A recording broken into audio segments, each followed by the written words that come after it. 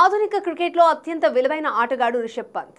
క్రీజ్లో నిల్చుంటే ఒంటి చేత్తో జట్టుకు విజయాలు అందించగల సమర్థుడు. మరి క్రీజులో కుదురుగా నిల్చుంటాడా అంటే చెప్పడం కష్టమే. ఎందుకంటే ఈ యువ వికెట్ కీపర్కు డిఫెన్స్ ఆడమన్నా, క్రీజులో గంట పాటు నిలబడమన్నా పరమ అసహ్యమట.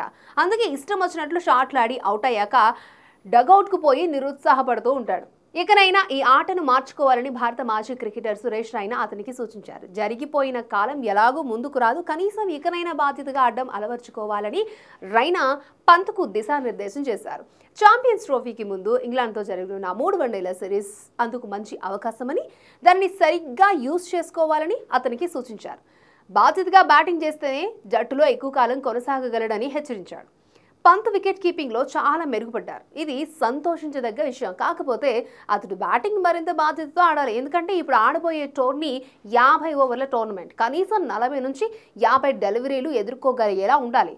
ఎస్ఎస్వి టాప్ ఆర్డర్లో ఆడకపోతే రిషబ్ పంత్ జట్టులో చాలా ఇంపార్టెంట్. 4వ స్థానంలో బ్యాటింగ్ చేసే అవకాశం రావచ్చు. ఎందుకంటే అతడు గేమ్ త్వరగా ముగించగల ఆటగాడు. నేను 50 డెలివరీలు ఆడితే 80 నుంచి 100 పరుగులు చేయగలనని తనకు తాను చెప్పుకోవాలి. అలా చేయగలిగే ప్రతిభ, ఆ సామర్థ్యం అతనిలో ఉన్నాయి అని రైనా చెప్పుకొచ్చాడు.